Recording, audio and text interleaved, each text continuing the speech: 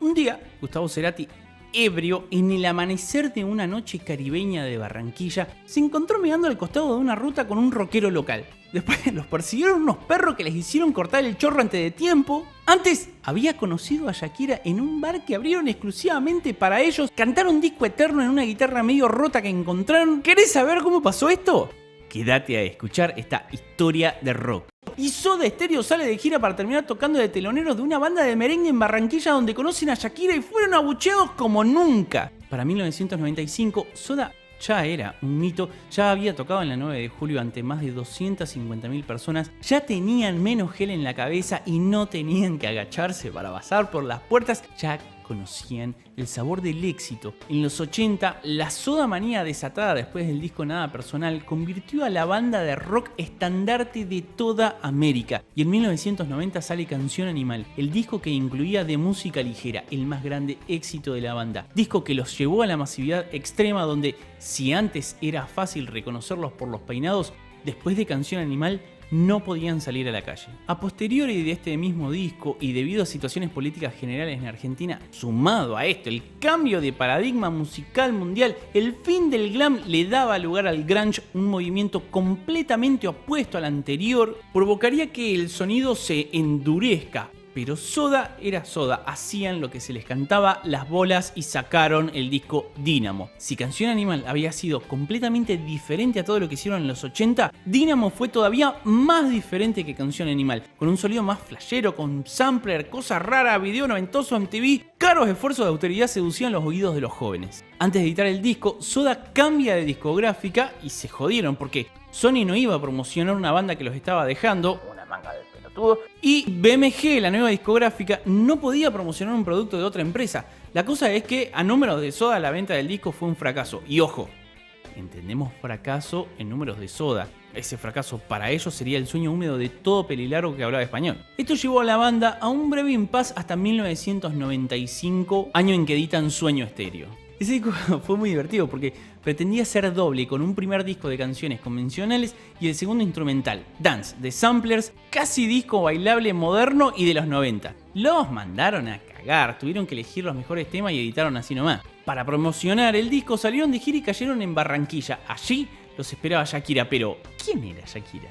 Shakira nació en Barranquilla, Colombia, hijo de libaneses y una colombiana, rasgos que más adelante en su carrera serían fundamentales. Hoy en día es fácil de reconocer porque suena a cabra dando a luz, pero en su momento eso fue todo un problema. La rechazaron en el coro de la escuela primaria, en la audición que tuvo con los productores de Sony le pidieron que por favor termine con el sufrimiento, pero después en vivo los impresionó. Igual se portaron como verdaderos hijos de puta. Firmó un contrato de 3 discos de los cuales no tuvo mucho éxito cuando, a pesar de haber escrito casi todas las canciones ella, se notaba el toque noventoso de los productores fascinerosos que traicionaron su sonido queriendo domar su espíritu indie para convertirla en una popstar adolescente como lo fueron en su momento Ricky Martin y Luis Miguel, pero no funcionó.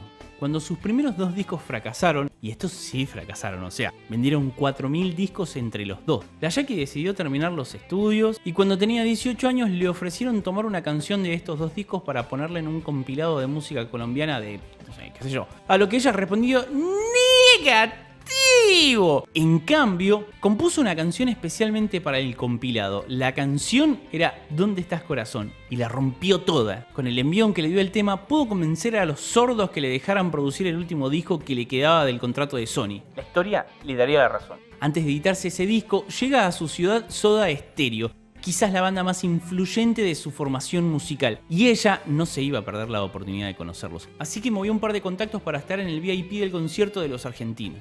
El concierto se iba a dar en el marco de la gira de Soda, pero en un mini festival organizado por la ciudad de Barranquilla, donde la banda de cierre no era Soda Stereo, sino unos merengueros que estaban teniendo sus 15 minutos de fama. Ricarena se llamaban. 2 días antes de la realización, la alcaldía rechazó el permiso del estadio, así que tuvieron que improvisar rápido en un parador de la playa semidesierto. Como se podrán imaginar, esta situación encendió el caos. La logística en general era un tatuador con Parkinson. El desastre tocando la puerta cada rato. El concierto, programado para empezar a las 8 p.m, no arrancó sino como hasta las 11:30. La gente estaba en ebullición, quería romper todo. Las 2 bandas programadas antes de Soda, Non-Sacta y Poligamia, no tocaron. Cuando sale Soda, los borrachines de por ahí la repudrieron, le tiraron con de todo, gritaban Ricarena, Ricarena, casi se cagan a piña con los fans de Soda. Es que Es lógico, Barranquilla es una ciudad costeña del mar Caribe, no es una ciudad rockera, ni bola soda, no tenían ni idea que estaban siendo partícipes de una situación muy poco común, que no se repetiría nunca más además. No les importó nada, igual el concierto fue genial, como siempre. Cuando terminó el concierto y con los huevos lacios se vuelven al hotel junto con toda la gente que estaba en el VIP donde se encontraban los miembros de las dos bandas que no pudieron tocar, algunos periodistas, el manager y Shakira. La colombiana quería subir a la habitación con ellos y los que fueron, pero el manager se negó rotundamente. La Jackie tenía 18 años, che.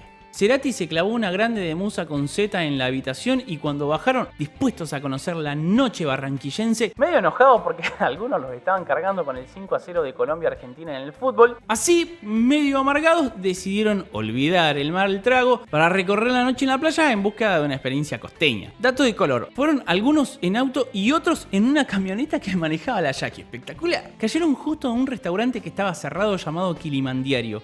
Así que llamaron al dueño para mostrarle un Gustavo Cerati en bermudas y camisa floreada y lo convencieron de abrir. Hecho por demás extraño, ¿cómo convencieron que abriera si estaba cerrado? El dueño que había dejado un cartel en la puerta que diga: estamos cerrados, pero si de casualidad llegás con Gustavo Cerati, llamame a este número que te abro. Bah.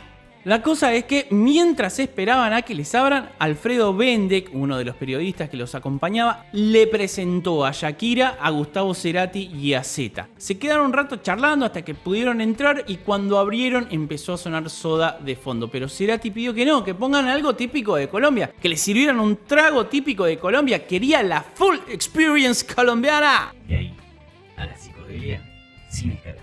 Cerveza, ron blanco, cigarros Belmont de por medio, la borrachera se asoma por debajo del mostrador esperando su oportunidad, cual groupie agazapada esperando su chance de abalanzarse sobre los músicos. Reggae, salsa y electrónica en los parlantes, filosofía, música y teorías conspirativas en los labios, en fin, charla de borracho. El grupo después se divide en subgrupos. Los que siguieron a Cerati, entre ellos el cantante de Poligamia y Shakira, terminan en un tajamar de piedras donde terminan tocando una guitarra que salió de adentro de la van de Jackie, una guitarra acústica toda hecha mierda que fue el centro de atención de todos cual fogón hippie a mediados de los 70. Allí sonaron varias canciones dedicadas a la novia de alguien que no era la del propio y hasta disco eterno. Cosas más graves se han conocido. Cuando ya no daba para más, se emprendió el regreso. Cerati todo mamado, tambaleándose y la paciencia corta, no tenía ganas de esperar a que se decidieran quién se volvía con quién. Cuando ve pasar un bus, cuando pregunta a dónde va ese bus, le dicen va para Barranquilla. Y él dice, listo, yo me voy en ese bus. Por suerte, lo detuvieron a tiempo y lo subieron al mismo auto en el que se había venido.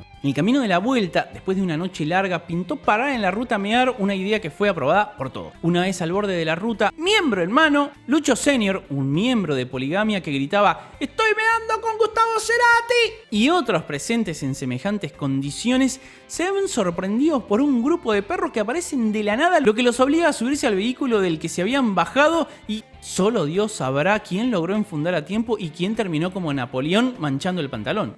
Quizás no fue muy acertado, pero en ese momento el conductor del auto tuvo la feliz idea de realizar el chiste de te espero, pero cuando estás por entrar, te corre el auto. Y así, hasta que te enojes.